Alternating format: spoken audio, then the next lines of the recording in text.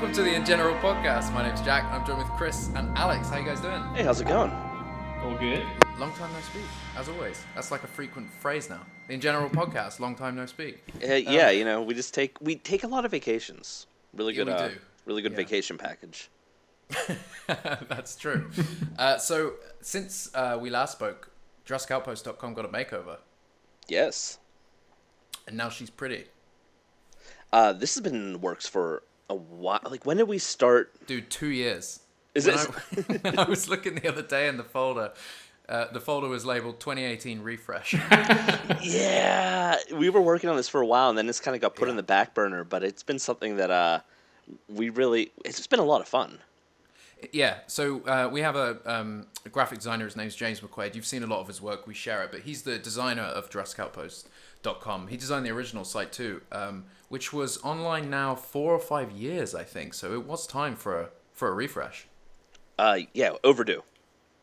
Long overdue. It was a really it's really nice to see though. So yeah, head to JurassicOutpost.com if you haven't seen it. But that site got a refresh. Last month was Jurassic June, and we dropped an interview with the cinematographer of Jurassic Park 3, Shelley Johnson. It was pretty awesome speaking to him. I mean, like, you know, I have a background in filmmaking, so aside from being an absolutely maniac Jurassic Park fan, and growing up with Jurassic Park 3 specifically, you know, it was a true honor to speak to him and be able to, you know, really go through some of his process of lighting and figure everything out. Like, it's a great interview. I had a lot of fun with that. So if you haven't checked that out, that's on our YouTube. It's on the website as well. A couple of other things as well. We now have if you head to Zavvi, which is both in the US and the UK, they sell merchandise and clothing. They have a big Jurassic Park and Jurassic World line. For anything that's Jurassic Park related, if you use the discount code Outpost20, you'll get 20% discount. And pretty much site-wide, I believe, Outpost 10 gets you 10% discount. So what the hell are you waiting for? Just Get go on to it. Zavvi.com, go to Zavvi.co.uk and buy some goddamn stuff and put the discount code in. Okay? Just do it. All right. Let's move on. We also have launched the Jurassic Outpost store. Yes. So if you head to JurassicOutpost.com/store, you'll see a variety of random Jurassic related products. My favorite being the Kirby line, which That was one of those things that when we started talking about it, it was just immediately like it was just the eureka moment. Yeah. It's niche. It's niche because not a lot of people love JP3. I mean, there is a huge fandom for it, but it's known as the bad one. All the same, nobody realized they wanted a Kirby Paint and Towel Plus mug until we went ahead and made Kirby Paint and Towel Plus mugs, and then everyone realized they have been going their entire life without one, and it's been a mistake. Yeah. A true mistake. I mean, but check it out. That's another James McQuaid. Me and Chris worked with him to design the Kirby logo, and we looked at early 2000s logos for that kind of company and shopping malls, and the actual shopping mall does exist. The Westgate Shopping Center in Enid, Oklahoma. I don't actually believe the Westgate Shopping Center is in Enid, but I could be wrong. But when he came back with that logo, I'm pretty sure that was like the first draft. I was like, it nailed it. Yeah. There was a couple of variations, color differences, but it's just so Kirby. Yeah, and I love it's it. Like, it's so early 2000s. It's perfect. Absolutely love it. So there's a couple of items there, and we will be adding to that. And if anybody, I know William H. Macy is an avid listener of the InGeneral podcast, so we want to send you a mug. I think that would be a pretty funny shot, seeing William H. Macy holding a Kirby Paint and Towel Plus mug. It needs to happen. Let's try and make that happen.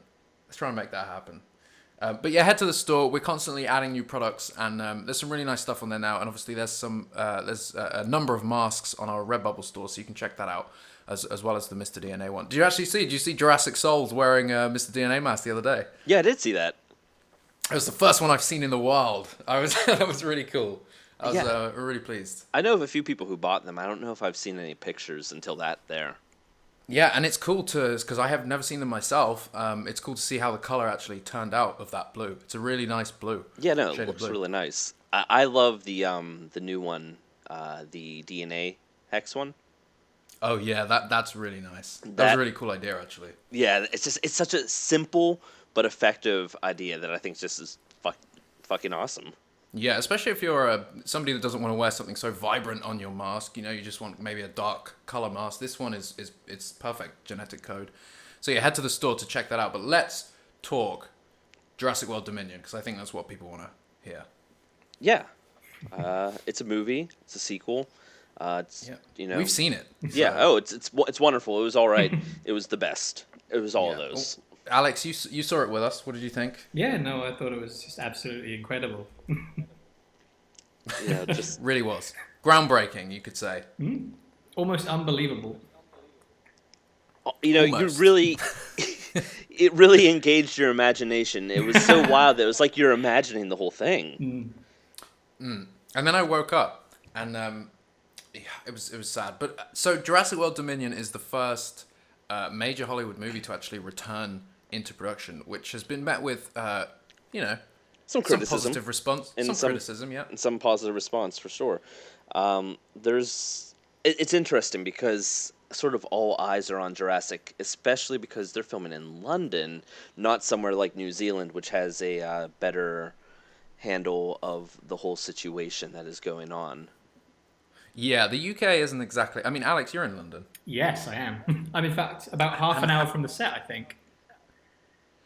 Wow. But what's the situation like on the ground there?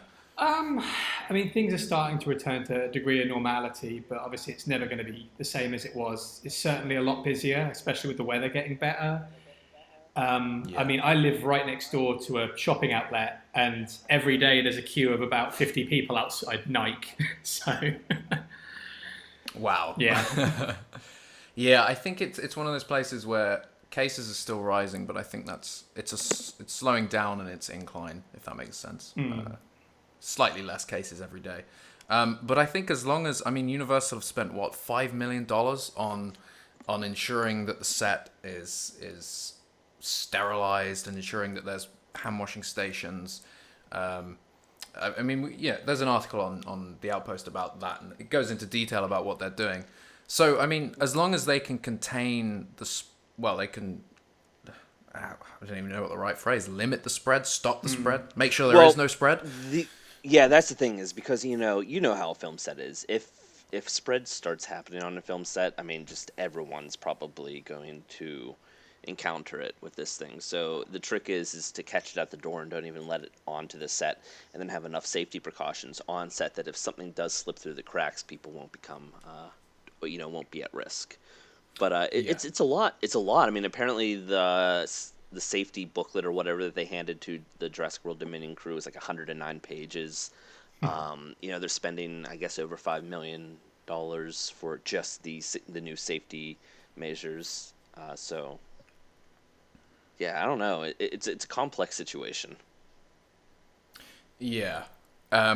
Like we said, it's been mixed with criticism and praise. And my opinion is, as long as they can ensure the safety of the cast and crew, and not just the cast, the crew as well, then I'm all for it. If they can get this movie done, I think a lot of people are worried about the lack of, what this actually means, what impact this will have on the production. Will they have to limit what they can shoot? Will they limit, I think the main thing is the animatronics. But what I've heard is that there's not been any reduction in the use of animatronics on Dominion. And there won't be. Again, could just be a rumor, but I think most people expected the animatronics to kind of be fully replaced with VFX at this point. Bearing in mind we all know how animatronics work, and that you've got people working tightly together in confined spaces. Not for all the animatronics, but for some of them. Maybe it's just maybe the process is just slightly different now, and apparently they're able to keep the animatronics. I've heard that. Potentially this is Dominion. I don't know whether this was pre or post the actual pandemic, but it was going to have the most practical effects in any Jurassic film, which is really, I mean, that's something we've been waiting for. Something that should have happened with Fallen Kingdom. There was a lot of animatronics in Fallen Kingdom, which was good. I wouldn't say there was a ton. I mean, there's a handful, but they're sort of simplified when you compare them to to the Jurassic Park movies. But I guess compared to Jurassic World, there were a lot, since there's only the Apatosaurus head. Yeah, and then of course, in Fallen Kingdom, a lot were sort of touched up and maybe even fully replaced with VFX. But we're not sure exactly what the process is. Who is the animatronics company on this one? It's John I lose Nolan. track now that it's... So here's the thing: is apparently it's a little different in the UK than it is in the US. Where the US, you'll normally contract a company, and that company already has its own huge internal set of employees. Like at Legacy Effects, they are a existing company and they all have their own employees. A lot of times, apparently, what they'll do is they'll say, hey, they're pulling from John Nolan Studios, and John Nolan Studios might have a handful of people employed, but most of the people that work on these crews are freelance. So when they're working on Jurassic World Dominion, they're technically working for John Nolan Studios, but they worked for Neil Scanlon Studios on Fallen Kingdom. So there's a lot of people that worked on Fallen Kingdom and Star Wars and whatnot that are now working on Jurassic World Dominion under John Nolan Studios. Or John Nolan, I guess, is like sort of the director of animatronics, or however you want to say it, but the crew is sort of interchangeable. That's cool. So from what I understand, if I completely butchered that, my apologies. Yeah. It sounds about right. You'll be hearing about it in the comments. But what were you saying, Jack? What was I saying? So technically, some of the same crew from Dominion worked with Scanlon are probably working under John Nolan's team. Yeah, you can go to IMDb and you can find a handful of them, and a few have posted, vague things on social media suggesting that they're back on Jurassic.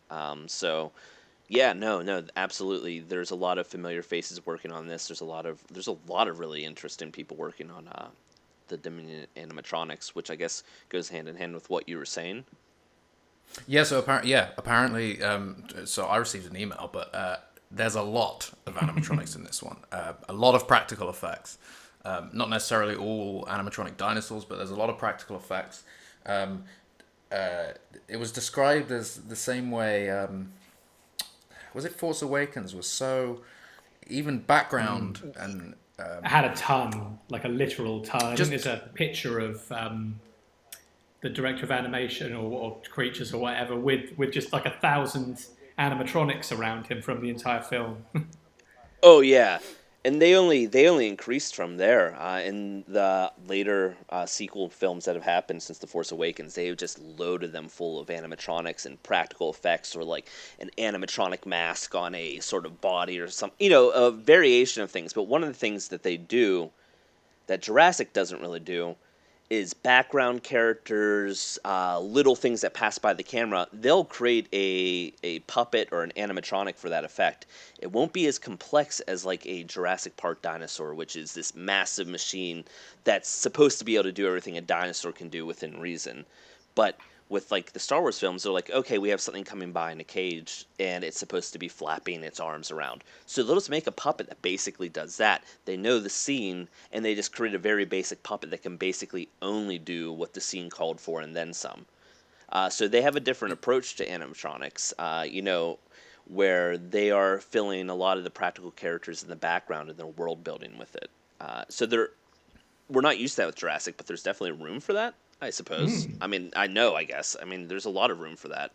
I could imagine. Yeah, especially with the scale of what we're kind of predicting that Dominion's going to be. There's obviously going to be a lot of dinosaurs in it. And that was another thing that I was told, is that apparently, and this will, Chris, you'll love this because you've always had an agenda for it, but apparently there's a feathered dinosaur in Dominion. A full-on feathered dinosaur, an FOFD. FOFD. An FOFD in this one. Are we going to start selling FOFD merch? I'm here for the FOFD and nothing else. We should sell Feather Agenda shirts, Chris, because you've always had a Feather Agenda. Team Feathers, Team No Feathers, Yeah, I'm no feathers at all. Although we've discussed this many times on podcasts before. If it's a completely new dinosaur in the franchise, maybe even by another company, then I don't really care. I wouldn't want them. I wouldn't want to see a feathered T-Rex. I wouldn't want to see a feathered raptor. I wouldn't want to see, one of our classics, one of our OGs. Because at this point, sometimes they're not even able to get the OG dinosaurs right. So it feels like if you're going to start adding feathers to it, at least I don't know. Sorry, go ahead. No, I mean I am going to agree with you there in the sense that I don't want any designs retconned. Like what we've seen on the films, more or less should be canon. Yeah, they can tweak it a little bit here and there, but overhauling the designs and saying, "Oh, this is what it's been all along." I don't want to see anything like that, especially when you have a movie about genetic engineering and cloning. I mean, there's so many reasons why these animals can look different. So, if you're going to inject scientific accuracy, make it because it is actually something new or something different that we haven't seen before, not just a retcon to sort of update the films. Like, incorporate it into the canon in a logical way, and also realize that these iconic Jurassic Park designs are some fan favorites, and as well as Jurassic World. So if you do continue to update the dinosaurs and create new dinosaurs that are scientifically accurate, don't leave the old ones in the dust entirely. No. And that's the they, thing. they I are think part that's of the gonna franchise DNA. That's going to be difficult when it comes to the Spinosaurus, because you look at Jurassic Park 3 Spinosaurus, and then you look at, it was this year that they released what a Spinosaurus actually looked like. Yeah. It's pretty much, it's a water-based dinosaur, right? Or at least it's... It's kind of funny, though, because that sort of makes... When the Spinosaurus was swimming in Jurassic Park 3, it seemed a little ridiculous, but like now, because of the new anatomy, it's like, oh wait, they might actually have done that, sort of. It makes full sense, but the difference in the way it looks, and it's not even like how the raptors we've realized they had feathers and things like that. This is like a whole design change. It's so drastically different. Even the fin as well is just the placement of it. I've seen some objections to the M-shaped fin, as opposed to like an oval-shaped fin. Like there are some people out there saying, hey, they think there's a little bit of interpretation of the data incorrectly there, and it's probably more of a classical shaped fin. But but nonetheless, that animal looks completely different. It doesn't help that they beefed up the Spinosaurus and kind of... The Spinosaurus was like the first Jurassic World dinosaur in terms of like stylizing and kind of beefing them up and making them a little bit more monstrous. The Spinosaurus was the first to get that type of makeover. So because it was based on the old interpretation of Spinosaurus and old finds, and then they beefed it up from there, it makes it like indistinguishable from the new makeover, which is also not beefed up. Truly. But then again, that goes with Jurassic Park 3, doesn't it? And nobody knows what InGen was up to at that whole thing. But yeah, so with the feathered dinosaur that I heard about, I have no idea what species it's going to be. But the email, and spoilers again, I mean, the podcast, you've listened before, we do talk spoilers. That's what we do. That's all we do. We just talk spoilers. But apparently it's biosins. So that kind of, I mean, most people could assume, I mean, they even mentioned it in the article, right? So is it Campbell Scott? Yes. Yeah, I mean, this is official news. Campbell Scott has been cast as Lewis Dodgson, and is apparently now the CEO of Biosyn. I mean, that is all in the article that was officially, it's even on it's on the Jurassic World official website. Oh, what, JurassicOutpost.com?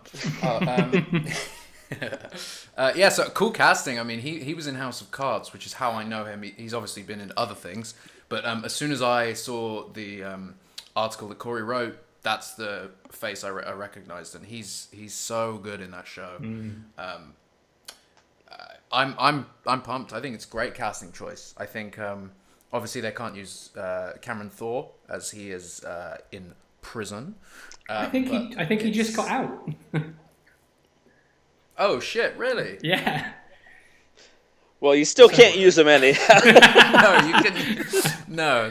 But, I didn't know it was out. That's interesting. I mean, the whole case is so disgusing. Yeah. Okay, but Campbell Scott, great casting choice. So Lewis Dodgson is back. So fans of the original Jurassic Park, which is everyone. Never heard of it. No, really? He's back.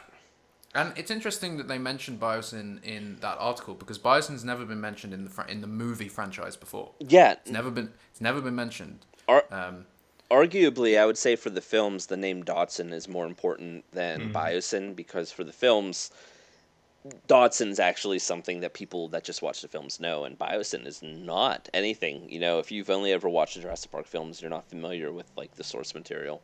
Biosyn's just not a name on your radar, so I love the fact that they got Dodgson in there as well as Biosyn, and this has been something that we've wanted continuously for every sequel that has happened because of the Lost World novel and Jurassic Park.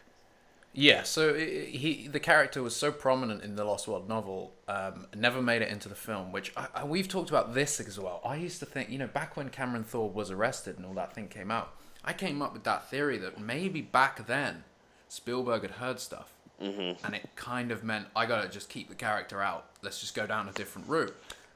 Who knows? But finally, Lewis Dodgson is coming back. The only thing that I find a little bit weird is how they've described him as an inspirational Steve Jobs type. But if that whole sequence, he's not in Jurassic Park for very long, but he certainly isn't playing that kind of character. And obviously it's been 27, maybe it would have been 28 years.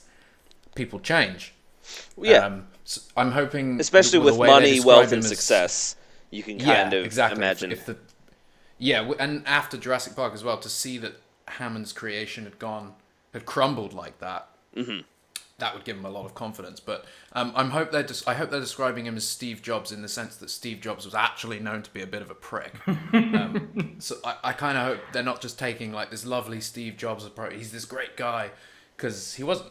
And I think that would be I think it's going to be it's a really interesting character, and Campbell Scott is such a great actor that I think I'm really hoping that he really pushes that. I hope it's a prominent role, and I hope we see a true character arc for him.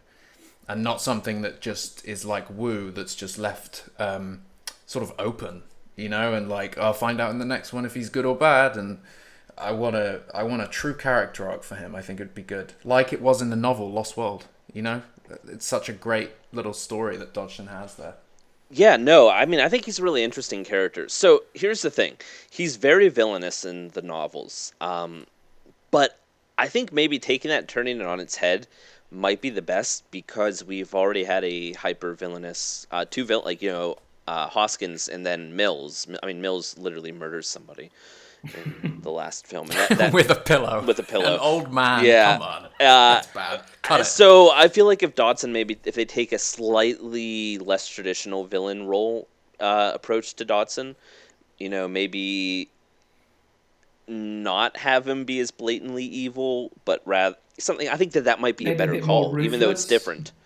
Yeah, he might be even just dangerous in the sense of his convictions and what he's willing to do to achieve them, but not necessarily personally or individually hurt people, rather than just whatever his end game is might hurt people, but he just doesn't see it that way. I think that it'd be more interesting to have a hint of humanity in the character, I guess, go against the tide of what you expect, but I don't know. Yeah, that could be really interesting. But I also I want him to be, I kind of want him to be a slime ball, because you do get that feeling from him in Jurassic Park as well. So under the pressure of the microscope, have his sort of character fall apart. Absolutely. I get the feeling with an actor like Campbell Scott, they'll introduce him in one way, and then just almost immediately 180 that as soon as he's out of like the public focus or something like that. Really give him almost two faces. No. Which is very Steve Jobs like. Yeah. So that could play into it really well. On stage is this great guy. Biosyn is this wonderful company. So obviously Biosyn plays a large role in this film.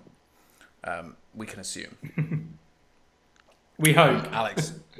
Yeah, I guess so. But what do you think they're up to? They're obviously in it. They wouldn't have mentioned it in the character description. He's in it. He's going to be a prominent role. What do you think Biosyn's up to? Well, I mean, they obviously invested a lot of money first time around trying to get their hands on this material. They must have had some sort of, a reason, an agenda. And when you look at the novels, the interest they had in what cosmetics and even what pet care dinosaurs. Yeah, miniature dinosaurs, right, for sale, like in Spy Kids 2. Yeah, that little zoo thing. Exactly. I think there's miniature dinosaurs in Spy Kids 2. Miniature, like a miniature gorilla, miniature giraffe, and things like that. Oh, it's pretty cool, actually. When I used to watch that film yesterday. Yesterday. I used to watch it as a kid and always wanted one of those miniature things. But yeah, you're right. It's in the novels. I love that concept of the miniaturized animals in the novels. It's like such a really, really cool idea that I would have loved to see in the films with the dinosaurs, especially designer dinos. It's one of those things that can come across really silly, but how the novel does it by saying like it doesn't work like as well as you think. Like the fact the elephant gets sick all the time, and there was something about his heart as well. I think that really gives it that Crichton-esque reality that you feel like, oh shit, yeah, this could happen. Mm-hmm. Yeah. Like, you can't fuck with nature. That's the point. I think that's exciting. But what do you think they're doing? What else are they doing? Do you think they've got their own park or something? I mean, I personally feel like maybe we'll have moved past the theme park idea now. Like, it's gone wrong too many times. Like, just nobody's going to buy into it. So I feel like it's going to be a really unique and interesting angle, something we haven't seen before. But what it is, pass. Well, we have to remember there was that Instagram post from, I can't remember who it was from, but it was of the original cryocan, the Barbasol canister. And they actually commented saying that this was earlier in the year, or it may have been end of 2019, that it was actually off to the production as it was going to be used in the new Jurassic. So that could be a misinterpretation. They could have needed it for something else. It might just be something on Dodgson's shelf, in the background of a shot of him. I think that makes perfect sense. Or it could be a flashback.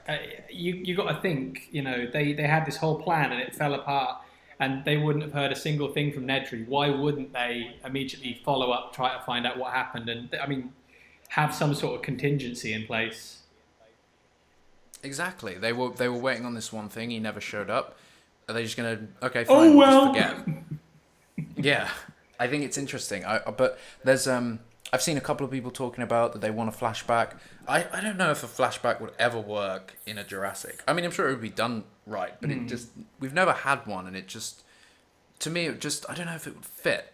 But I'd also take a flashback if there was a scene that was like 1993, 20 days after the events of Jurassic, and you've got a team of Biosyn mercenaries or whatever it is going to retrieve that canister. I'm all for it, man. I think that'd be fun. At this point, I'd like to see it. I would like it to be accurate. Unlike the in Fallen Kingdom when they reach Blue, yeah, and it's the Ford Explorer, and it's so inaccurate to how it was in the original movie. It's not even the same tree. It's not right. It's disappointing because the concept art for that was beautiful and the script was very specific. It could have been such a beautiful thing. And I think we haven't had that in any of the sequels yet. No real strong. We've had great callbacks, but nothing that really evokes makes you feel like, I'm stood in the exact same place from this movie. Especially that one when Blue jumps on, like the whole it's just wrong. It's the wrong way around. It's the wrong placement. I don't understand what happened in that shot. I don't understand because there's no wall anywhere. There's no giant trees anywhere.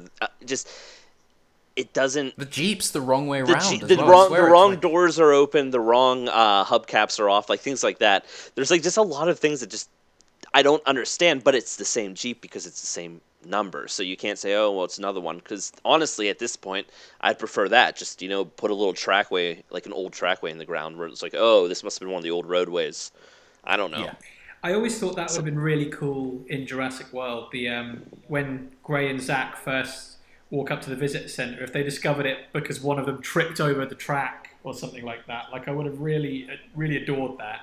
And I mean, that would have been there was additional CG work done on all those shots in Jurassic World to flesh out the visitor center, make it more recognizable, and it didn't make it into the film. Well, wait, what didn't make it into the film? So, like, the shots are still there, but there were additional CG passes over them to add in extra details, like the windows and the railings, to kind of make it look a lot more like the Isla Nublar we're familiar with from '93. Some of it's available online, sort of VFX breakdowns from some of the houses that worked on it.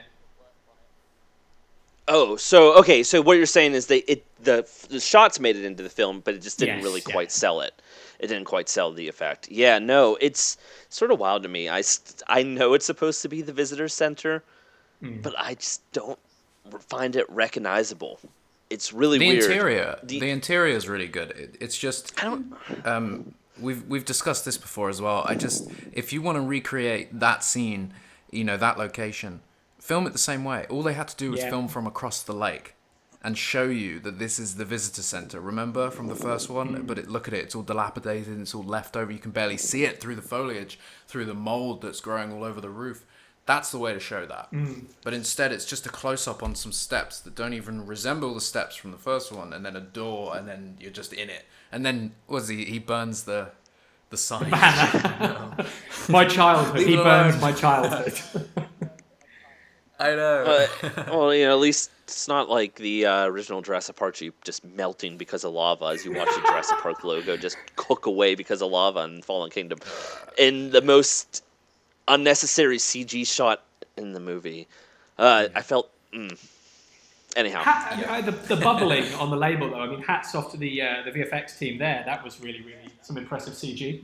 It did look good, yeah. It did look good. It was a cool effect, for sure. I mean, I kind of wanted to see the lava sort of really take down the park. If that was what was supposed to happen, I would have liked to see that, but... Anyhow, I think if there is a flashback or something like that, or if even they go back now for some reason and we see Nedry's Jeep, the accuracy has to be on point, man. I need that East Dock Road, the little tunnel in the cave system, whatever it was. It needs to be accurate, and that's important. But that's if there is a flashback. It depends what they're going to do. I think the Barbasol canister is quite telling. I'm just not sure. Yeah, I just don't know. I don't know if we're going to actually see a scene where they go and retrieve that, or if, like I said, maybe that's just something that's sat behind Dodgson's, office. If we see him in his office at his desk, maybe that's just something we see. Even that, I think I'm okay with. Like, I think that's a nice little callback. It's not too in your face. Like, oh yeah, we recovered these embryos, even though the film said that they were only viable for 48 hours. Yeah. Yeah. I mean, my thoughts on the whole cryocan thing is I always kind of thought it was unnecessary because Jurassic Park ended up falling. So if they were willing to send a retrieval team for the can, they could have just had direct access to all the assets, and that would be probably an easier recovery, especially due to the limited viability of those embryos. So I don't know. I've never really wanted to see the can again. I get why people did want to see the can again, but it seems unnecessary knowing that the island was evacuated, and I'm sure eventually, we know because of the viral websites that, asset containment teams and cleanup teams did eventually hit the park. But I mean, I don't know. It doesn't seem necessary to revisit the can. No, I agree. But it's just interesting. That Instagram post was interesting. Speaking of all of that, what is interesting is now that Dodgson's back, you can kind of recognize a marketing push to kind of bring our minds to Dodgson, the embryo, the cryocan, everything like that. With all the release of all the Nedry products, you have the Nedry and Dilophosaurus amber collection. Nedry comes with a little cryocan in that, if I'm not mistaken. I could be mistaken, but I think the Nedry Amber collection comes with a cryocan. Now I need to find out. It is interesting. They are pushing that pretty hard. And did everybody get their he pre-orders in, by the way, for the Entertainment Earth one? Canister? I pre-ordered mine, but something's wrong with my shipping. It apparently shipped a month ago, and I still haven't got it. That's I should probably email them because it keeps saying it's going back and forth from one facility. And wait, the not the Mattel one, the Amber collection. No. I'm talking about the one that comes in a canister. And then that was gonna say. So there's the Amber collection ones, and then there's the little 3 3/4 inch one that's inside of a Barbasol can. Yeah, which is that's cool. I managed to get one of them.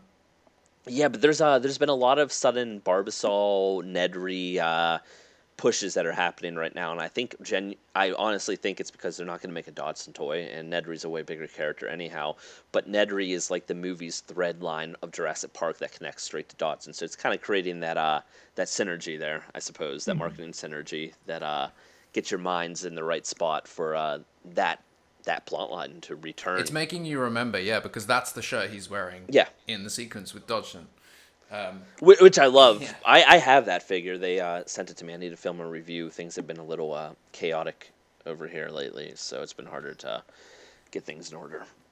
Like for one thing, my cousin just suddenly moved back from Florida and is living in my house right now.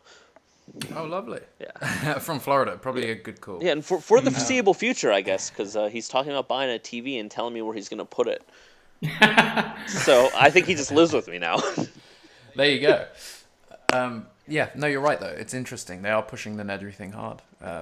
So I saw Jurassic Park in the cinema the other day. Have you guys had the pleasure? Because they've been playing it across America. It seems. No, I mean, I haven't really been. I've been like a new hotspot where I live is this sort of emerging hotspot for COVID. So I don't even know if theaters are open here though. I don't think they are.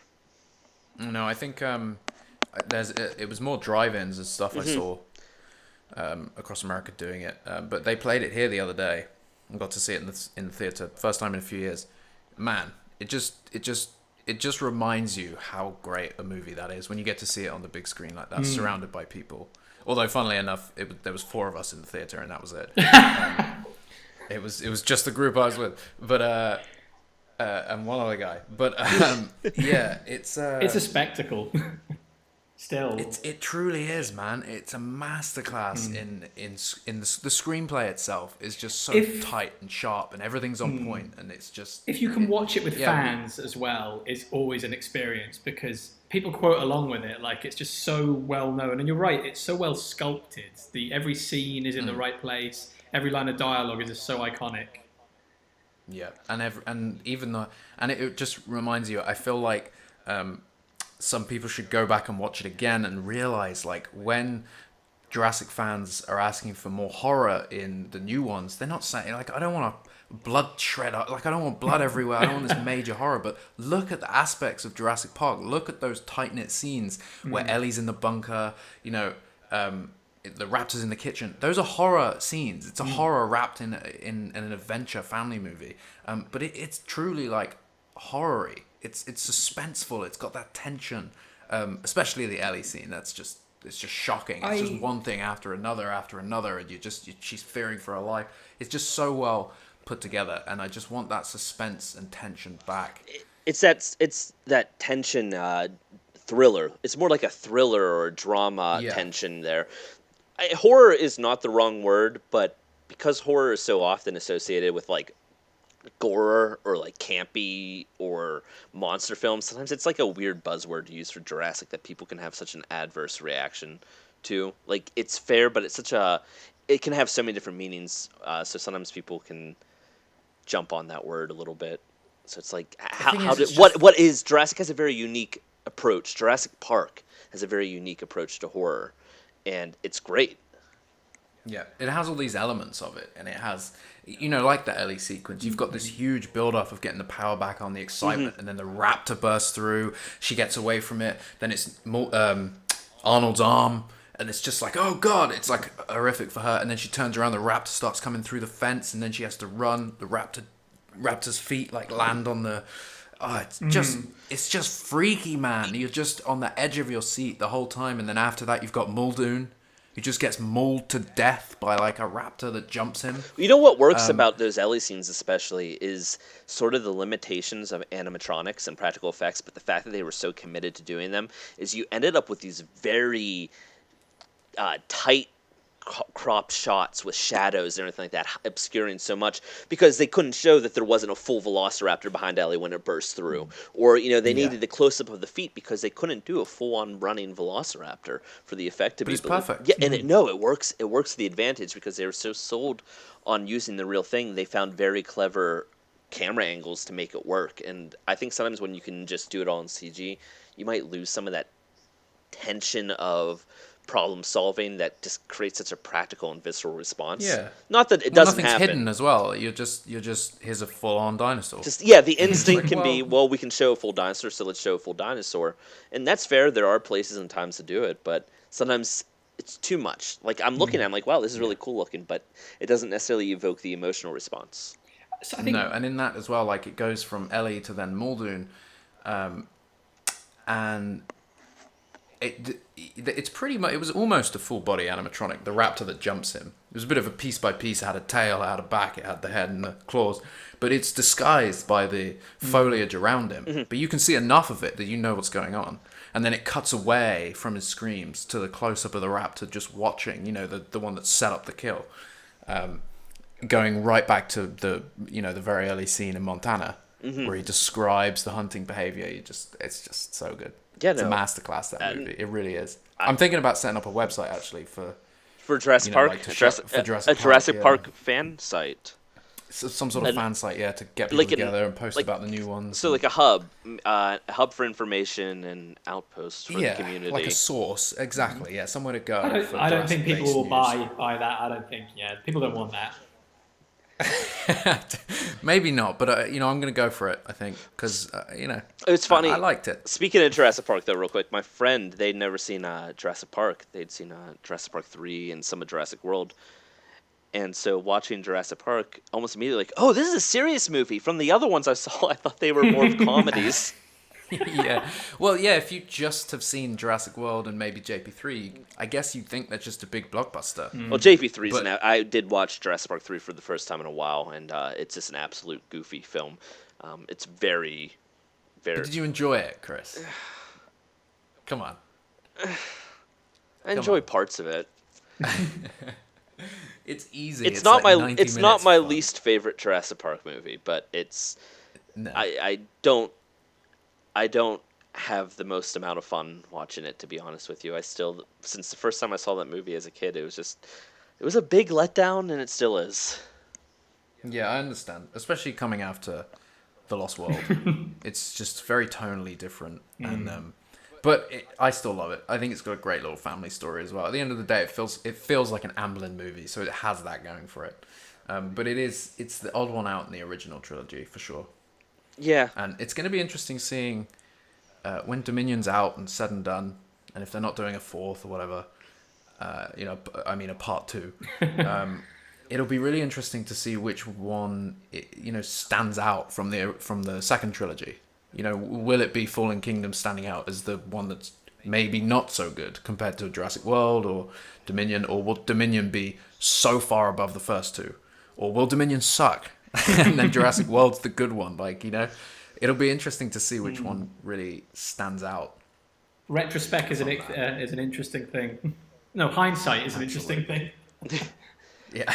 I'm really excited for Dominion for what it's worth. I think that but obviously there's so many elements in this film that just so many characters. It's like, oh my god, I hope that they can stick the landing. It seems too big for one film, almost. But I'm quite excited to see just everything that we've heard. Sounds promising. It almost sounds like Colin's time working on Star Wars bled over to his approach with Jurassic. I mean, even with what you're saying earlier, it just sounds like that, hey, it doesn't have to be super reliant on CG creatures. We can find a way to really innovate and build something new from elements of the past. I don't know. There's a lot of potential there, and it just sort of sounds like it's hitting the right notes, at least production-wise. Yeah, fingers crossed. I mean, I think most people are seeing the giant cast list, and most people are excited. I think there's a number of people that are... I was just gonna say... I'm concerned. I am concerned. I mean, you've got the two main characters from Jurassic World, and then you've got the three main characters from the first, and they're supposed to be all lead characters in this movie. And it's just like, but how are they all going to have their own arc? How are they all going to have a complete story?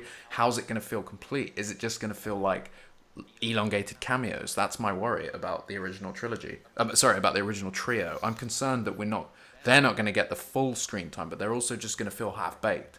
Do you think that this movie, and this is thinking way too far ahead with absolutely zero information, but do you think this movie could be the first Jurassic movie to maybe have an officially released extended cut? Because... interesting. Maybe, yeah, because it depends what Universal's take is on well, we need it to be 2 hours, no more, or are they going to kind of let Colin have free reign on that and release a 3-hour film in the theater? Yeah, I mean, there's a lot of unknowns. I don't even know if I want... I mean, in theory, I want a 3-hour Jurassic Park film, but I really don't know if I want a 3-hour Jurassic Park film. I'm quite happy about when Jurassic films, when they land right at that right length, I'm happy with them. Yeah, because it's not all about length. I mean, at the end of the day, Jurassic Park 3, yeah, it might end abruptly, but it feels like a complete... Oh, I don't think so. I don't think so. That does not feel like a complete film. Whatever. So what you're saying is it doesn't necessarily matter. have... Yeah, yeah, it's how you use it. But no, it is interesting. I think Yeah, I've always been under the belief that 90 minutes to 2 hours is a perfect length for a movie. But that doesn't. There are some exceptions. There aren't some exactly. There are some incredible exceptions. Look at Godfather. Look at Goodfellas. Look at movies like that, which are really well crafted. Even like the Lord of the Rings recognize. films. Yeah, you don't even recognize the length though. That's key. If you're sat there and you're going, "Well, this movie's been playing a while," then that's when you know it's too long. And I think with Fallen Kingdom, I had the issue. How long is Fallen Kingdom? It's 2 hours, right? Fallen Kingdom somehow feels very fast and very slow at the same time. That's my point. It's a 2 hour movie, right? Am I right? Yeah, just over. But it feels so quick. But at the same time, you are like, how long has this been going? But for some reason, it's rushed. Every individual scene feels very rushed. Every individual element feels very rushed. But because you get so many elements, that you start to be like, wow, how long is this film? Because there's so many things going on. It has a weird contradiction of just pacing there, I suppose. I know that we were all fortunate enough to see it all together for the first time, and I think we all felt like we had whiplash afterwards. I mean, Chris, you threw up on me. Jack, you passed out. Yeah. We still don't know where Aziz is. We haven't seen him since. Yeah. It did feel like that. It feels rushed and then equally long. So when it comes to this, yeah, I'm sure Dominion's going to be a long movie, especially if they're not doing a part 1, part 2, which is so classic Hollywood these days. I wouldn't be surprised if they did. But if they're not, then it's obviously going to be at least 2.5. I mean, you can just predict it based on it being the supposed to be the final one in the trilogy and things like that. I'm just concerned. I want it to feel fleshed out. I want it to have substance. That's why I wouldn't be surprised if maybe this film ends up having an official extended cut, just because you have all these great actors and all these great characters that you're allowed to work with, and it's probably really hard to resist the urge to write a lot of character-based dialogue scenes of interaction that aren't exactly key to the plot, but key to character building, and those are the first things that usually get cut when movies get trimmed down. So I wouldn't even be surprised if there's an excess compared to normal on this film. So we might be able to get like a lot of just character building moments in extended cut. And I'm sure extended sequences and whatnot. And if what you're saying about the practical effects is true, these sequences could also be dinosaur sequences because they don't have to spend a lot extra with CG to create entirely animated characters. So it's started filming again in the UK, but there was a post the other day, right? You're going to have to remind me where this location was. I don't know how to pronounce it, so... I need to find this. Saskatchewan. Because this was... Say again, Alex? No, it was Saskatchewan. Oh. Who posted it originally? It is... I think it's Socotra. I think that's how you pronounce it, or so... Isn't that like a jewelry brand, or... So it is Socotra. It is on the island Yemeni, and it's part. It's the Egyptian crew that actually handled this. It was a second unit team, entirely second unit, and I guess before the can I say that? I think you can say the word pandemic. Yeah. Okay. Please don't. YouTube, come on. Before everything went down, they filmed this. So it was before the movie went on hold.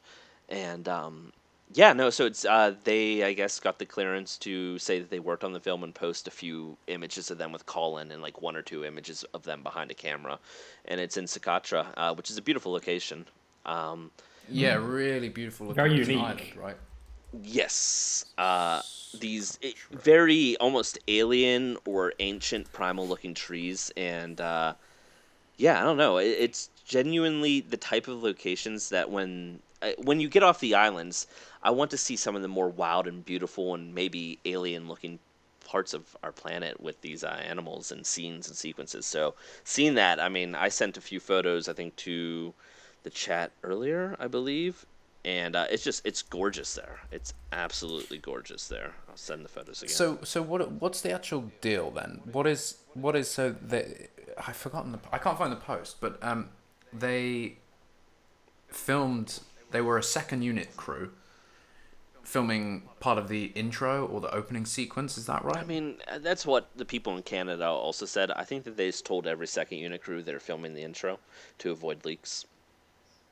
Right. So I'm not sure if they're actually filming the intro or not. because that's exactly what they said. There was a second when they were filming with the actors in Canada. There was a second unit in Canada filming other locations without actors, and that unit also said first 5 minutes or whatever. So, what I'm getting at is that just sounds like a kind of a way to avoid leaks. Like, what are you working on? Oh, the first 5 minutes. That way there's no like idea, plot spoilers or whatnot.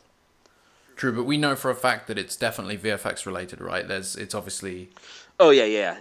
It's dinosaur heavy. Oh, for sure. I mean, this movie's it's gonna be hard to avoid dinosaurs at this point. Really? But it opens that debate. What is this location? But it's also interesting that was posted, because ordinarily we wouldn't see that kind of content. So it's exciting. I mean, gorgeous location. It reminds me years ago when we were discussing what we wanted for Fallen Kingdom. And you would always say, Chris, you want to see, dinosaurs in the savannah. You want to see that, just I want to see a desert. I want to see snow location. This is giving us some of those unique, interesting locations. And they're going to be filled with dinosaurs. And it's going to feel prehistoric. It's going to feel right. It's not just going to be a jungle. It's a gorgeous place. Yeah. And I'm so fascinated to see what they actually filmed here. Well, what's cool is no matter where you have a camera in a place like that, it's going to look different. The thing is if you have a camera with a close crop in a jungle in Hawaii, if the crop's kind of close and it's kind of focusing on a character, it's a lot of green and it doesn't look very unique compared to a walk through the woods. Sometimes this depends on how much the camera's showing. Like, if you're really there in person, you really see how different it looks. But do you know what I mean? And I think a location like this, no matter how you shoot it, it's just going to look absolutely wild and rugged and beautiful. And that is exciting for me. Very, very exciting. Absolutely. So, I mean, we don't have too much to go on that, but they're currently filming now, and apparently it's going well. There was a report from everybody's favourite UK tabloid, The Sun, saying that Dominion had already shut down on day one of production for several crew members testing positive. Funny, because they reported that on day 4. So right away, right when I heard that, I was like, well, they've been filming since Monday, so that right there isn't right, which is why I immediately reached out for comment. Yeah, so it went to Universal, and they were like, no, that ain't true.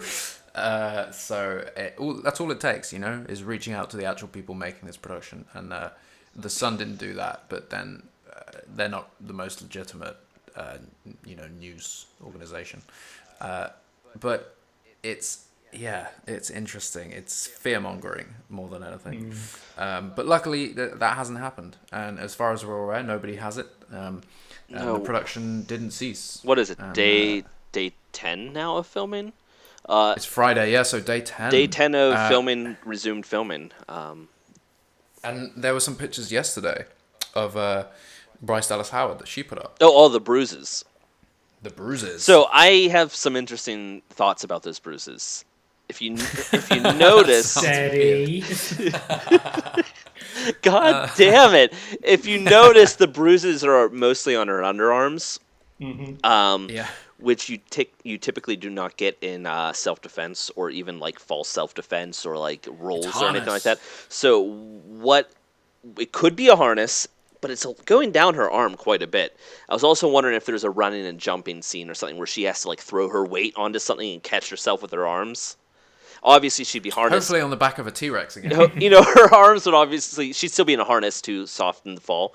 But that's where what those bruises look like to me, is hanging off of something or like kind of throwing your upper arms over a ledge type of deal. That's what those bruises look consistent with. Does that... I don't know. Is that what it looks like to you? Or Yeah, that makes sense. I guess so. Yeah, that could make sense. Because normally you don't get harness bruises that low in your arms. You might normally get them closer to the armpit, depending on the harness type. This is true, yeah. It seems like maybe a slamming into something, using your arms to pull yourself up, getting it caught. We have no idea what, but... literally no idea. I was just looking at those bruises like, what could cause that? That's... like forensic works. Chris likes forensics. It is interesting. And it's cool, though. Those are technically... Because Colin shared a set picture, which was a close-up of a lens. Yeah, with what looked like a Pteranodon sticker on it. Yeah, and then we have those shots that Chris Pratt was urging Bryce Dallas Howard to share. They're doing their own stunts, it seems. Probably not every stunt. There's always stunt doubles and things like that. But really great to see they're throwing themselves into it. You can tell They're they having love fun, doing it looks this, like. Yeah. I mean, if they're posting about it, they're probably, having fun. That means they probably feel safe. Which is great. Yeah, really great. That is the thing that I've heard, from most of the actors. They're saying, hey, we're excited to be back, and we do feel safe about things. And I think that's what really matters is, well, if they feel safe, as well as are they safe. So if they're safe but they don't feel safe, that's not a great environment for them. But if they're safe and they feel safe, that's good. So that is something that you want to hear. Yeah, absolutely. So that's cool. Let's talk Camp Cretaceous and the severe lack of any knowledge on what the show might be. I mean, so Camp Cretaceous, it's kind of wild that marketing hasn't begun yet, because back at Toy Fair, there was supposed to be news like right after Toy Fair, and that just didn't happen at all. Yeah. And also there is a toy line now out with toys from the show that tell you on the front of the box, go to Netflix and watch Camp Cretaceous. It doesn't say out now. It just says part of Camp Cretaceous, like coming to Netflix or something like that. But it's ridiculous because... there should absolutely be more information. When they started marketing this a year ago, it was basically like, hey, it's going to be our Star Wars, the Clone Wars, our Star Wars Rebels, and that's like why they pushed it so far, pushed it so hard early on, and then nothing happened. It just sort of like it died off, and they lost motivation. Yeah. So sorry, I'm just looking for some notes. It's okay. We know nothing, basically. I think that's the issue. There was a report going around, or there was a tweet going around that said I can give you the 12th names of of the September. characters. I mean, it's Yasmina, Kenji, Brooklyn, Sammy, Darius, and Ben. And those are the names of the kids, yeah. That's the names of the kids, and, you've essentially got this adventure camp that is, I don't know if it's opened or it's just opening, if they're the first or some of the first, but, they go there, and it takes place prior to the events of Jurassic World, and then concurrent with the events of Jurassic World, until eventually it's after the events of Jurassic World and they're left stranded on the island. And that's the thing. That's why it needs to happen, because we're now going to be 2 movies past that. But it was supposed to happen this year. There was supposed to be marketing this year. And obviously we know that because the toys are out. Yeah, the toys are out. And obviously with what happened and what started in March, April, things would have slowed down on their end, making it so there would have been a delay. But they haven't said anything. I think that's the issue. But that's so classic with Universal. Aren't we so used to being out of the blue? And if you recall, I think the Camp Cretaceous trailer dropped concurrent to San Diego Comic-Con last year. I don't think it was officially at Comic-Con or anything like that. But if I recall correctly, I think they dropped it at the same time Comic-Con was going on. So sort of like riding that type of hype wave. And Comic-Con from home is next week. Now, the show is supposed to debut in August, I think early August. I want to say August 12th. I might have just made that up. That's, of course, not official. It's just something that we've heard.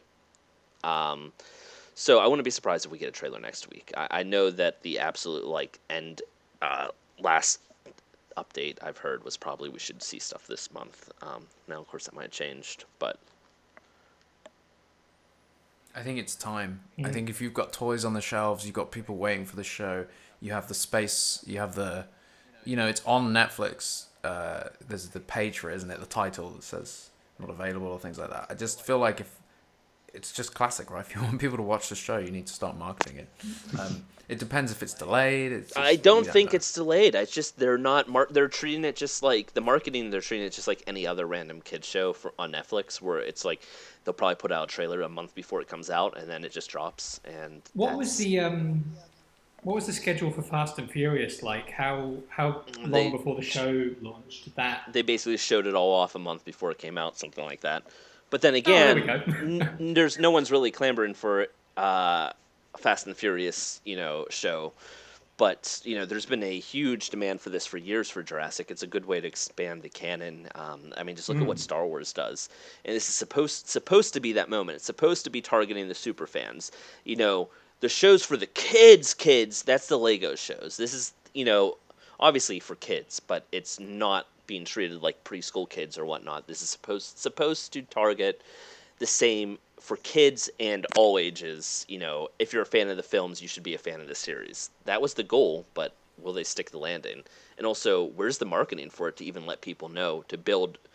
Half the times, the reason why Star Wars is so successful in building this discussion is because they time information and then allow the community to discuss it and to grow and snowball with it. There creates this genuine anticipation and understanding and conversation around these concepts, and Jurassic just doesn't do that.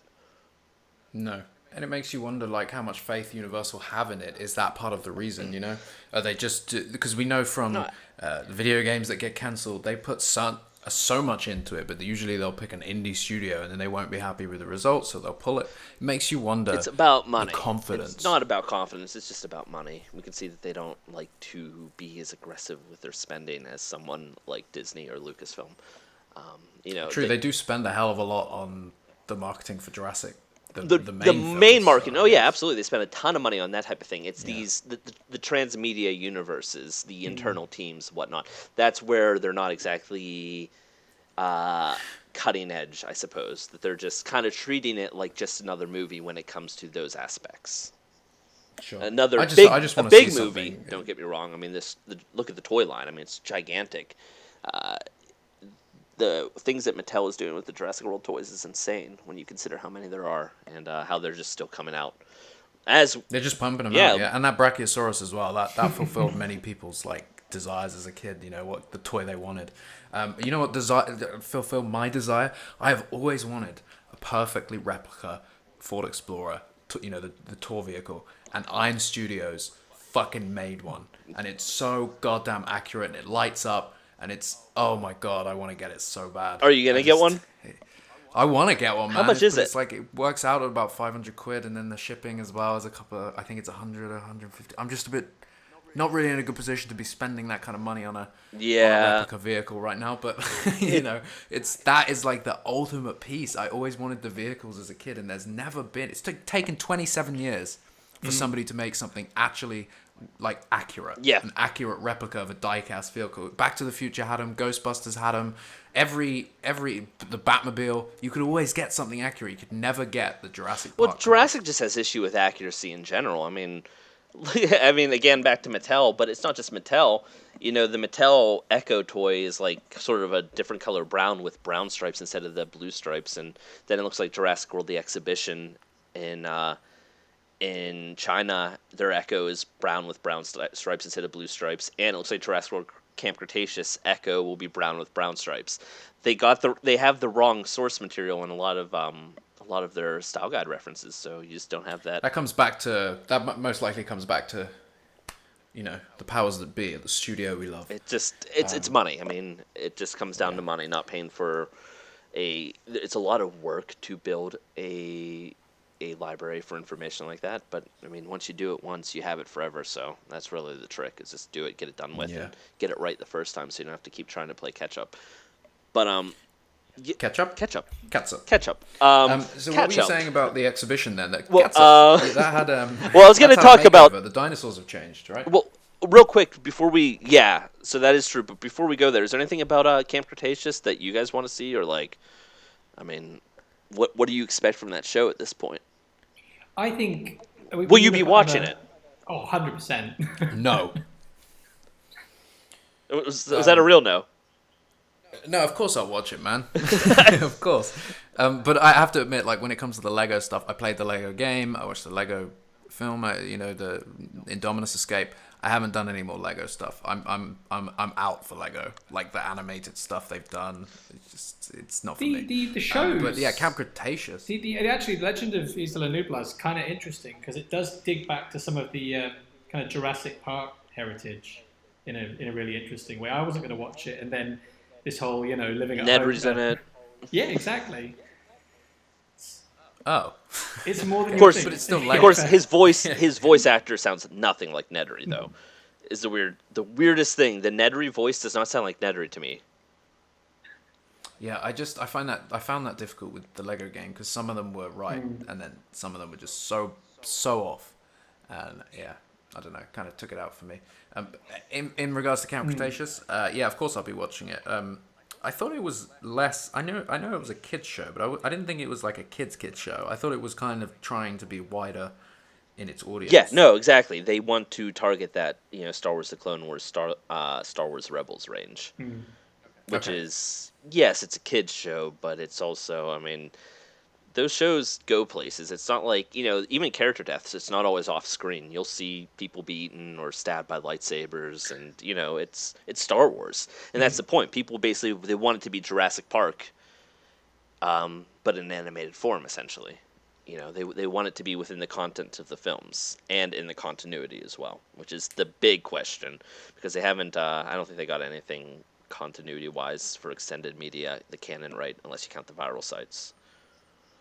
I'll be excited to see the animation because the Velociraptor they released looked good, and the jungle itself looked really good. And obviously we've seen on the toy line again the character art pictures of the characters, which there was that whole people blew up about how it didn't fit, it didn't look right, but I mean, Well, I mean, it's low fine. resolution. I think that the dinosaurs are slightly more cartoony than realistic, but they're realistic enough that they don't seem stylized, if that makes sense.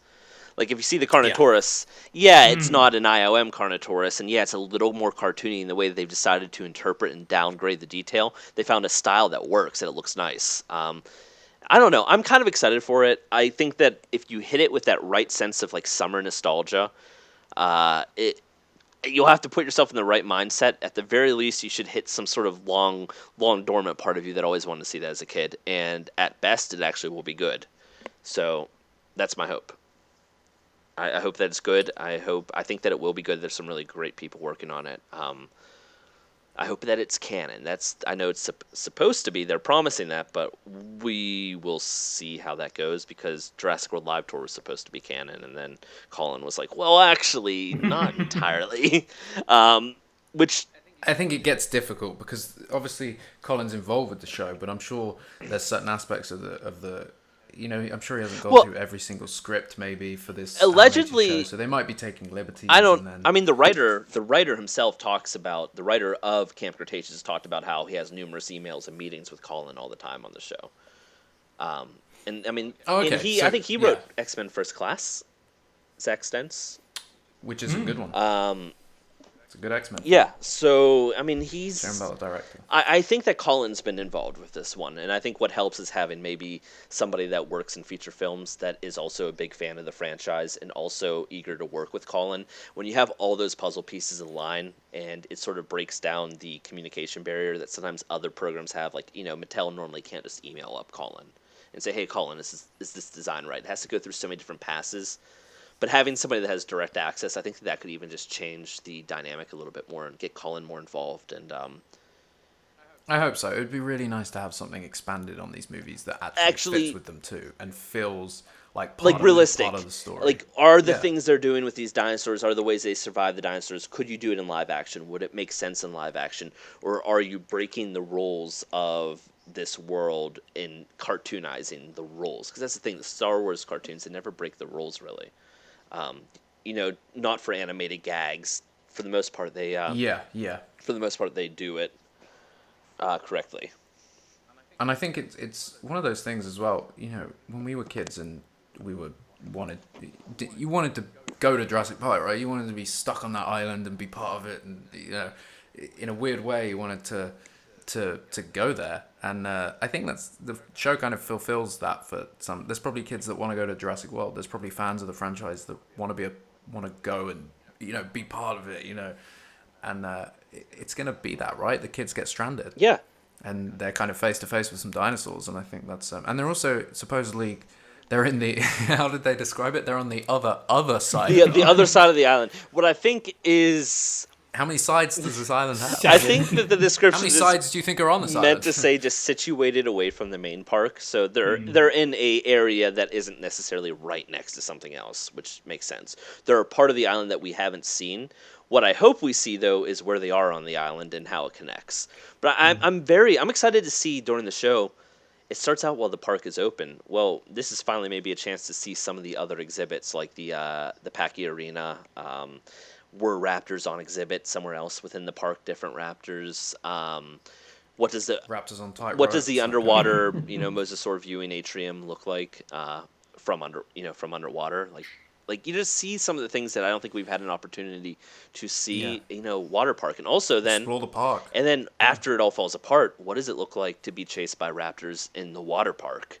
If you did it, if you took it seriously and made it a tense scene, that could be really interesting. A dinosaur-themed water park while being stalked by dinosaurs could be just a really interesting set piece to play around with. So I'm excited for that. Hopefully, we'll see more of that soon. Down for And I just want to see some characters on screen. I want to see some teasers. I want to see them stood at those gates. Oh yeah, and we'll absolutely we will see Owen, we will see Claire, we'll definitely see Dr. Wu. I'm confident about that.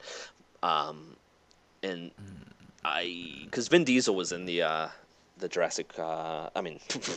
Vin Diesel was in the Fast and the Furious show. I was gonna say, choose your words. Vin Diesel was in the Fast and the Furious show. That's not a crossover I want. No, that's definitely not a crossover I want. But yeah, no, he's in the Fast and the Furious show, so I think that Jurassic will absolutely do that, especially because it starts while the park is open, and I think that we'll have cameos from those characters before everything goes to hell.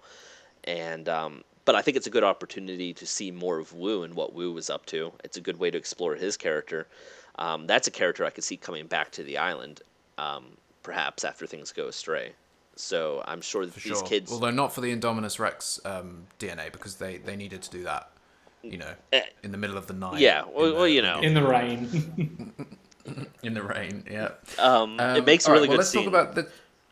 Let's talk about the exhibition. You said the dinosaurs have been revamped. So if you remember Jurassic World, the exhibition, we loved it when we went to see it in Philly. The one issue is other than the Indominus Rex, literally none of the dinosaurs are Jurassic World dinosaurs. They're just generic dinosaurs painted up as close approximations to Jurassic World dinosaurs. So that was a little bit weird. Was the one thing is like all the set design was fantastic, the production quality was fantastic.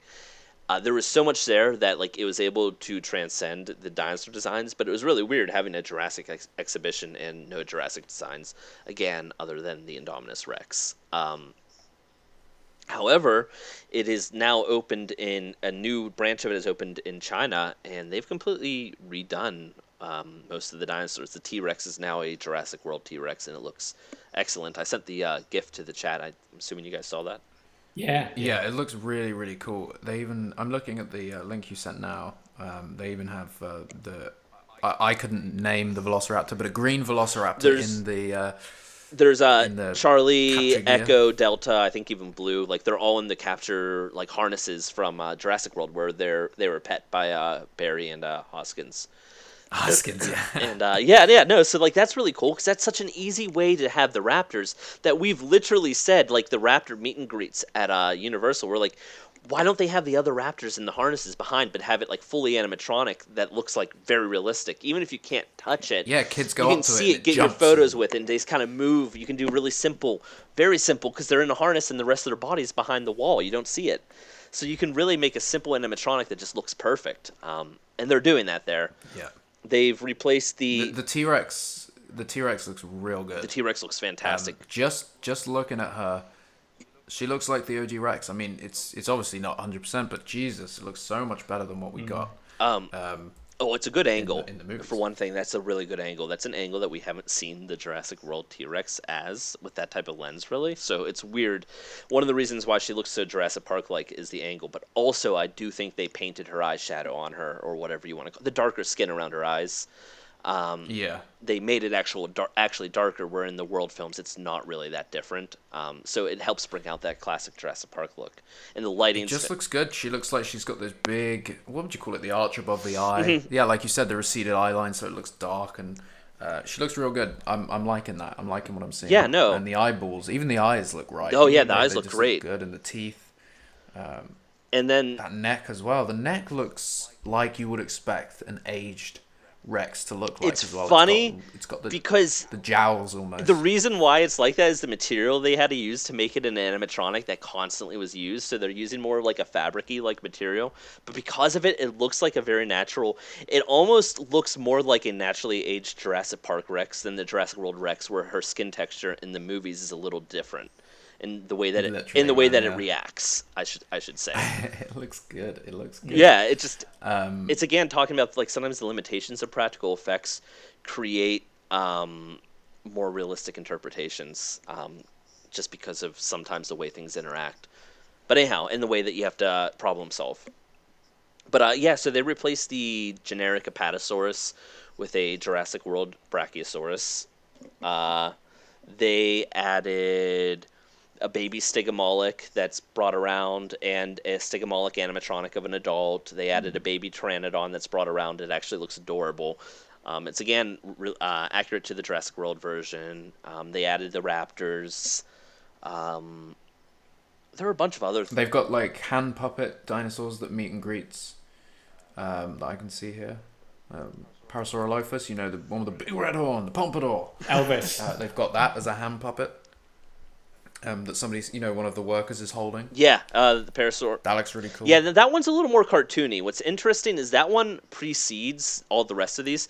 So that was one of the new additions when they brought it to Korea. They brought that baby Parasaur into the exhibit. And I noticed that one looked cartoony. And now the Stygomoloch and the Pteranodon, they actually look like fairly realistic and consistent with the film art style.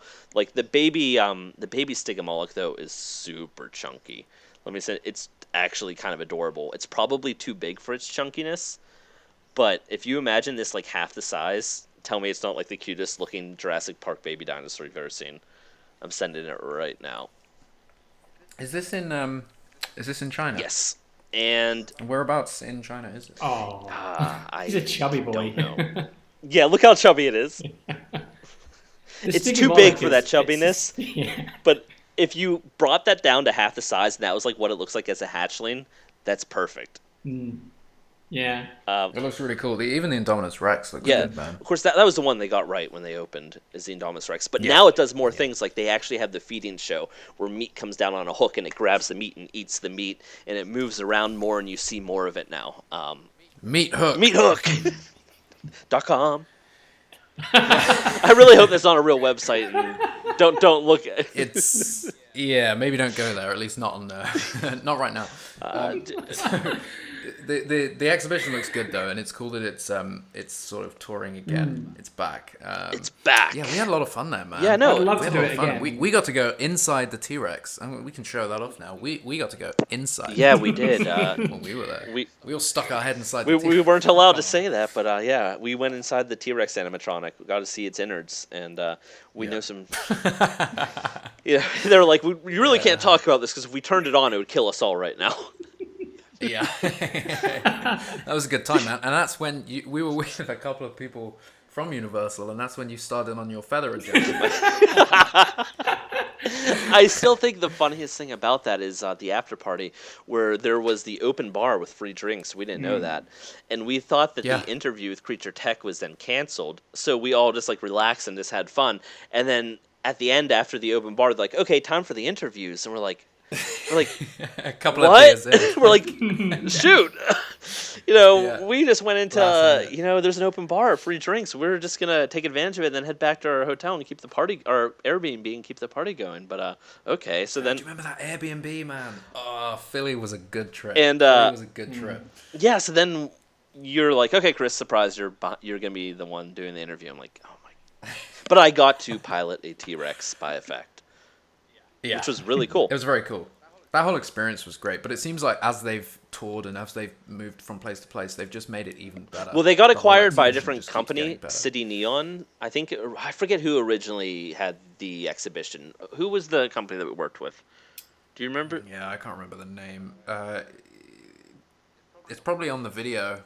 of the interview. Anyhow, Probably says. they no longer have it. It's City Neon. I don't know if they acquired the exhibition from that company or if they acquired that company or what exactly happened. But yeah, City Neon has it. Now they're working with new partners for a lot of the dinosaurs, and they've done an excellent job. And as we've seen, the new elements, like some of the elements that were new for Korea, carried forward into China. So when it eventually comes back to the States, and as we know when we toured, when we got to do it in Philly originally, they told us it would be going global, and when it would be going global, and they told us it would eventually come back. So when it's eventually back in the States, it will definitely have the new additions, and maybe even more new additions from the new movie. Yep. Fingers crossed. But yeah, but it'd be cool if they do bring it back to the States, whether when things are cleared up and stuff. Maybe that's another Jurassic meetup. Maybe we base that around an exhibition. I actually like this, especially now that there's so many new elements to it, and it's film accurate. Now the photo ops really feel like photo ops for a Jurassic Park fan, where before it was more of something that was very fun to experience, but maybe a little less photo op centric. Now you still have the photo ops, although they still just have the brand new Pachyrhinosaurus designs that I never quite understood where they came from, because they reused all of their Walking with Dinosaur designs for the dinosaurs, and they didn't create new designs for it, except for the Pachyrhinosaurus, which is not from the films, and they created an all-new design for that. So they created, instead of creating Jurassic-specific designs, they created something that they just made up, and it looks really good, though. But it's just so random. It's still it still kind of eats at me. I'm like, how did this come to be? And as we know, the movie Fallen Kingdom was supposed to have Pachyrhinosaurus in it, but the design went so far off key that when fans saw it, they're like, that's not a Pachyrhino, and they're like, shoot, we have to change the name, and then it became Cineceratops. Oh, I remember all of that. The design never so changed. That Cineceratops design is what they're going to call a Pachyrhino, which if you don't know dinosaurs, then I guess it doesn't have any standing. But nonetheless, they're very different. One has a horn, one doesn't. They have different frills, things along those lines. One has got the horn. So let's talk about Deathground. Deathground. Alex, you saw the trailer. I did see the trailer. You saw the video. You saw the Kickstarter. Did you guys fund the Kickstarter? Even just a little bit, little £10. I don't have any money. Come on, you got to get this. You got to get this game. I will. So it's a campaign that I would. This like is to fund. before they end it. And also, come on, you feel good when you fund something. You feel good when you do a Kickstarter. This is a Jurassic Park style dinosaur survival horror game, and like Alien Isolation, sort of. Exactly like Alien Isolation, and funnily enough, some of the people working on this worked on Alien Isolation. Well, that explains that. Yeah, so it launched as a Kickstarter a few days ago, I think 10th of July, maybe 9th of July, and they are currently at, they've got nearly 2,000 backers, there's 20 days to go, and it looks about they're 3/4 of the way there, so get your funds in, guys, but seriously, I am so pumped for this. I mean, obviously, some people pointed out it wasn't a gameplay trailer that they launched with, even though it looked incredible. They launched a gameplay trailer, and it looks just as incredible. It looks great. So I'm not sure exactly the context of this game. I'm not sure fully if it's story. It's described as a solo and co-op survival horror game that throws players into a desperate battle for survival against deadly AI dinosaurs. Currently has a couple of major dinosaurs, T-Rex, Raptor, that kind of thing. But it's pretty much, if you're watching the gameplay, I mean, it's Jurassic Park. That's their inspiration. It's a jungle. It's probably an island. It's a facility that looks like a Jurassic InGen facility. The Raptor looks like the Jurassic Raptor. But it plays like Alien Isolation, where it's more about survival and evading these dinosaurs rather than just shooting them or killing them. There's the same thing from Alien Isolation where you hide in a locker. I've seen that in the gameplay. The whole thing is just gorgeous. It just looks so good. I'm just so in for it. The only thing I wish it had was like a Jurassic logo slapped on top. I wish this was official because it looks really fun. It looks like that kind of survival adventure game that I've wanted for a long time. And I know I'm not alone in that. It's kind of time for it, right? Yeah, we're way overdue. I mean, I noted in the article, like, you had Jurassic Park Survival that was supposed to originally be a tie-in for Jurassic Park 3. And then I have a feeling, like, because of the way Jurassic Park 3's production went, they had to kind of fend for themselves a little bit. It was going to be a PS2 and Xbox game, and it kind of was like, it was trying to be like a Tomb Raider game. And then I think after Jurassic Park 3, and it got delayed a year, I think, they then decided to set it on a third island, and in the end it just got cancelled. and it looked promising. You know, for its time, it looked like a hell of a lot of fun. And then the past few years, we've been following it quite closely. You found trademarks, Chris, for Jurassic World Survivor. And then we got gameplay from those games. Test yeah, stuff. early footage. That was going to be, and we know that it was in beta. Is the thing? It was in a closed beta, an NDA beta.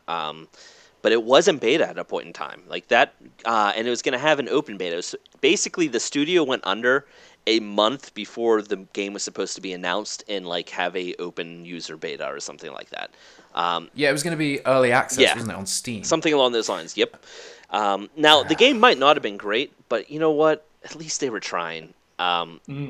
And it did look good. All the assets, the dinosaurs look good. The animations look good. It sucks because that one artist, he uploaded everything to SketchHub or whatever, or one of those websites. ArtStation. No, but he had the fully interactive. He had his 3D models online, and we didn't know they were going to pull it all down, so nobody saved them. There are animations of you can have a full turnaround of the Dilophosaurus doing all of its animations where the frill would fold up and then it would spit out the venom, and you had the full 3D turnaround, and we couldn't figure out how to download all the models because the models were gorgeous. I do remember that, dude. And then boom, they were wiped. But he had there's so much material that did not get saved. That it's heartbreaking. We have, if you go on No, we don't have half of this stuff. He had No. We do have the pre-alpha version, like, screenshot, which shows a Spaz 12 gun firing at a JP Raptor in a jungle, and this is obviously that was a different run, and I think that was a different company, and that one might have honestly just been a mock. It looks like a mock-up screenshot to me.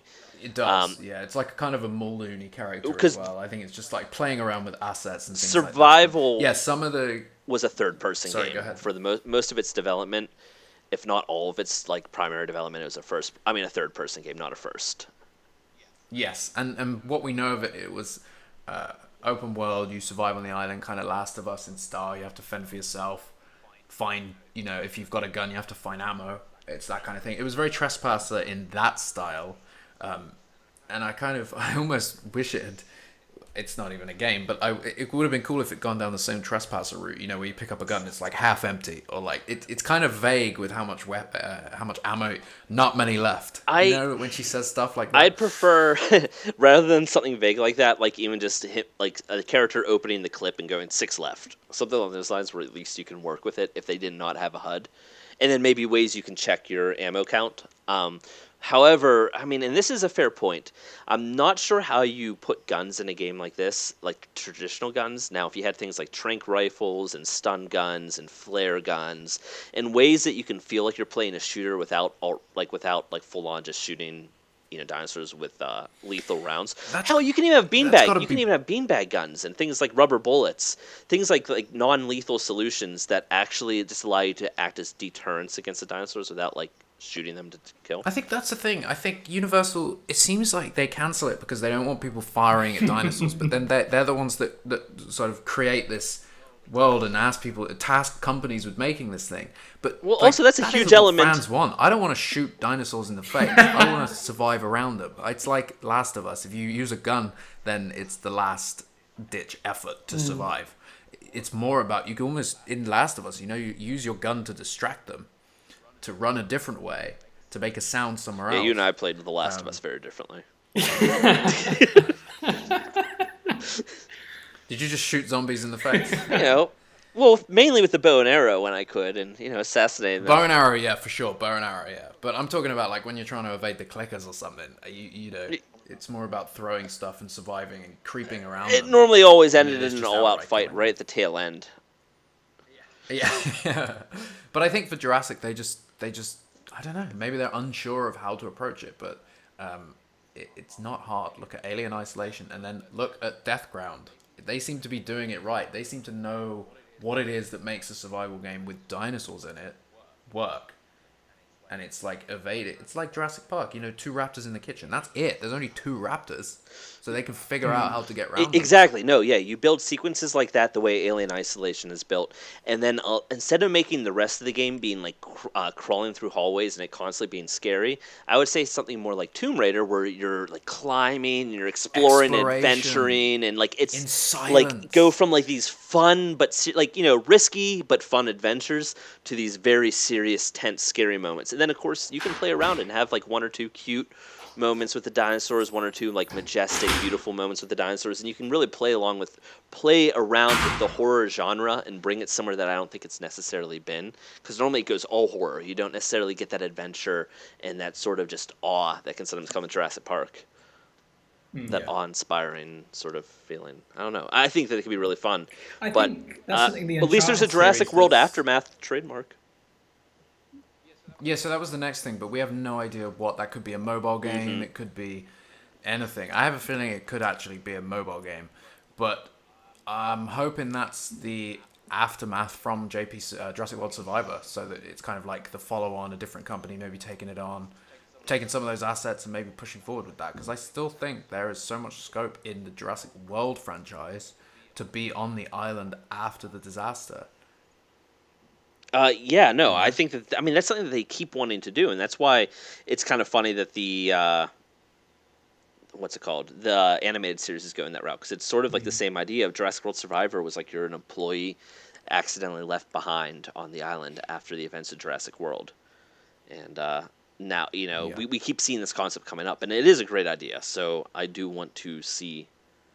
I think exploration, man. People just want to be able to explore the islands. Like, imagine you had the entirety of Nublar to yourself, and you could go to the old park, you go into the new park, you go into all the buildings. It was an open world, in that sense, but it was survival. Maybe you had to get from one end of the island to the other. Maybe you had to find something. Maybe it was a retrieval game. It's not hard, man. Jesus Christ. Yeah, it's not hard. And I don't think it needs to be open world, to be honest with you. I think making the game open world might hurt it. I think open hub areas, a little bit more the way Tomb Raider, the new Tomb Raider games do it. I think something like that would work better than all out open world, because then you're just going to lose detail, and the island's eventually just going to feel too small. But you can make that island feel gigantic, and you can really craft each area with a lot of set pieces. Like open area, but not open world, I guess, would probably be better in my opinion. I mean, I'm kind of for it. I think with the Lego game, I personally, when I was playing it, I just wanted to walk around. I just wanted to go and find different things, but you're sort of locked to the level. But I think that's, maybe... it just depends how they do it. It depends what the game is. If it's an MMO, like it was described, Survivor was described as... I don't know if that's really... I think I just want a well-crafted game with a lot of story, a lot of exploration. I want a solo. But I want story. I want it to be not an MMO, not a survival game with very little plot. No, I want a game with story. And honestly, with other characters, where it's not just my character, I want there to be, maybe digging into what InGen was up to, what was going on with Hoskins. Maybe we could connect things to Mills. I don't know. Hell, maybe we could even find mentions of BIOS, and now that's confirmed. Tie everything together, but also tell a specific story of this character's survival, and maybe something of a larger importance that plays out in front of them, and maybe something that becomes bigger than their survival in the process. There's just a lot of opportunity for story there, and that's what I want. Absolutely. Yeah. I want to see dilapidated Jurassic Park. I want to see abandoned island. I want to be able to explore that, but we'll see. We'll see what happens. But yeah, go check out Deathground. They're on Kickstarter now. There's only 20 days left, so if you want to feel like you're a backer, if you want to support this project and get the internal updates, it's something you pledge. I might increase my pledge because you get more, but also I want this one to cross the finish line. I think it will. I mean, do you think 20 days left and 3/4 the way there? Do you think when projects like this are successful, do you think that it might capture Universal's attention a little bit more? Like, do you think Universal's looking Absolutely. I think if this kicks it, man, I think Universal are going to have to go, okay, we need to pull our finger out our ass and do our own Jurassic game, because they're going to do it first. Or license them, or you hear all these rumors over the years of like, oh, this studio might be looking at a Jurassic game, and this studio's looking at a Jurassic game, but then they go nowhere. It's like, it's not like the rumor was false. It's true. That studio actually was pitching a Jurassic game. That Universal did bite the bait a little bit, but then eventually, I guess, talks fall through, and it just doesn't happen. And it's just frustrating. A lack of communication on one end, or a lack of commitment, maybe to it's an expensive thing.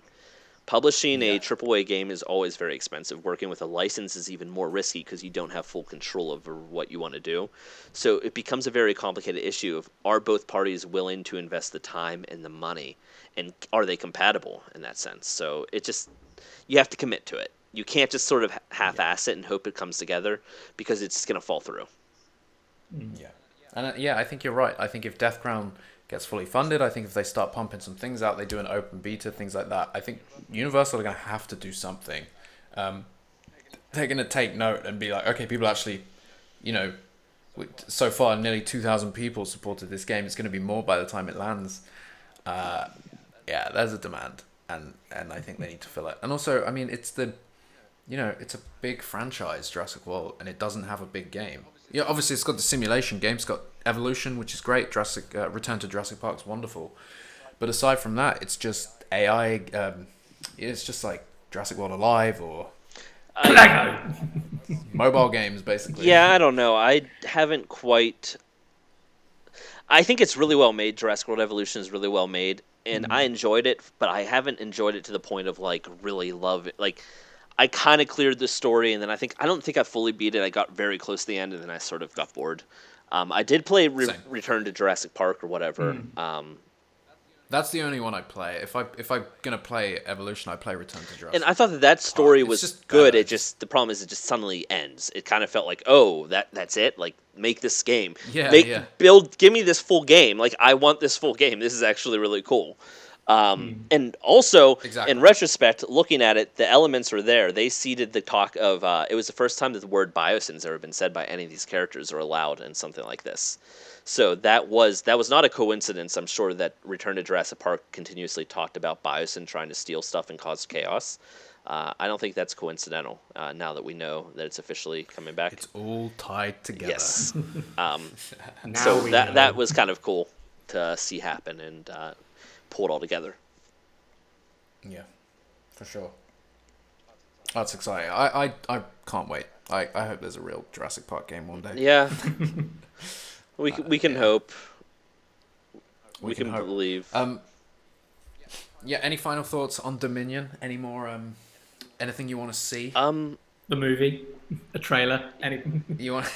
Pictures from the set. Yeah, it'd be cool if they released the teaser trailer. Hey, like just suddenly out of the blue, Colin tweets a little teaser or something they filmed. In What I Canada would or love something. Little shot. is he was teasing the progress on that baby Nasutoceratops for so long. And I would love to maybe have seen, maybe not this shot from the film, but like cell phone footage of the animatronic maybe being rehearsed or something while on set, assuming it's not too spoilery of a set and it was a close-up of the baby Nasutoceratops. I would love to see footage of it just in action, since we saw its skeleton, then we saw its skeleton being puppeted with just sort of the base around it, and then we saw it fully painted and skinned. Yeah, that's true. It was a bit of a progress. Yeah, wasn't so And it then almost seemed like we things shut down. should so. see what comes next, but I don't know. Well, they're full steam ahead now, and obviously they have new requirements to live by on that set. But yeah, I guess it's exciting. Jurassic World Dominion is now filming again. So far, it seems to be going well. Bruises everywhere, and lots of animatronics supposedly. So hopefully, it hasn't been impacted too much. There's no word on the delay on the film. I don't think they're going to delay it. That's my but one worry. Who knows at this point? Hopefully they allow themselves enough wiggle room to get things right, and hopefully they allow, without a delay, that means that the VFX team is going to be under a little bit more strain as the shots come in and revisions come in. So hopefully they're willing to spend more money on VFX and open it, not just more money, but also open it up to other houses. So it's not just a few houses really crunching, but maybe just work with spread the load a yeah, little bit. exactly. Spend the money, make sure everything gets the love and attention it needs, but also make sure that you're not overworking your VFX artists, because I'm sure there's going to be a little. Even the article said from Deadline, there's not much uptick in VFX due to the delay. That doesn't mean there isn't an uptick in VFX, and I wouldn't be surprised if it's simple things like crowd scenes, if they bring in extras but they space out the extras so they're a safe distance from one another, and then find clever ways to use CG to fill the crowd or something along those lines. I imagine we might even see VFX for things along those lines, or removing masks. I don't know. That seems like that gets a little more difficult. You'd almost want a full CG replacement. Oh, true. Yeah, that'll be interesting. Be cool though if there is a set. If there was a big scene with a few extras or something, and you see them wearing masks. It'd be funny if one of them had the Outpost mask on. If they released Universal, a shot put that's her like a little Mr. mask in. No, it's got to be. I think it's got to be the DNA Helix one rather than the Mr. DNA one. The genetic yeah, code the genetic one. code Yeah, one. yeah. Ah, I love that one. So go buy it. There's quite a few on there, guys. You should go and take a look. But yeah, so any final thoughts, guys? I don't know. I'm excited. I'm excited for the things that you've said. I'm excited to hear. There's so many returning characters, but I'm mainly excited for the original trio and Dodgson now. That's just such a. The potential is endless. I have no idea where they're going with it, and I can't wait to find out. But that's sort of that really feels like it's opening up the world, and we could learn about maybe something that's been going on since the beginning. Like, where has it all ended up? There's so many stories to be told there. So hopefully it doesn't end up like Lockwood, though. Hey, where you know what would give be you cool? This amazing background and like, oh my god, he's been in it from the start, and then they just kill him. You know what would be cool is if He's dead. we got something like Battle at Big Rock, but for some of these returning characters, a way to reintroduction, reintroduction of some of these characters in like the Battle of Big Rock format, or maybe little side stories to get to know them a little bit more in context outside of the film before the film happens. You get a. Here's an interesting bet, right? Ellie and Grant, are they going to put them back together, or are they still going to be separated? Because I don't want them to do it. I don't want to do some fan service and have them together, because it made sense that they weren't together in Jurassic Park 3. I was on board with that decision. Knowing this franchise, I think they'll put them together and just not acknowledge it in the slightest. They'll probably kiss or something. Don't make them kiss, for goodness' sake. That is a nice part. Is I don't know if the kiss scenes are allowed actually right now. I think you're allowed to work. You're allowed to work next to one another without masks. But I don't think kiss scenes are allowed. Like, it's just one of the things they're saying no. They just insurance companies are like, don't, just don't. It's not necessary. Don't. There are ways to get around it with VFX. So the question is Colin's like, no, there must be a kiss.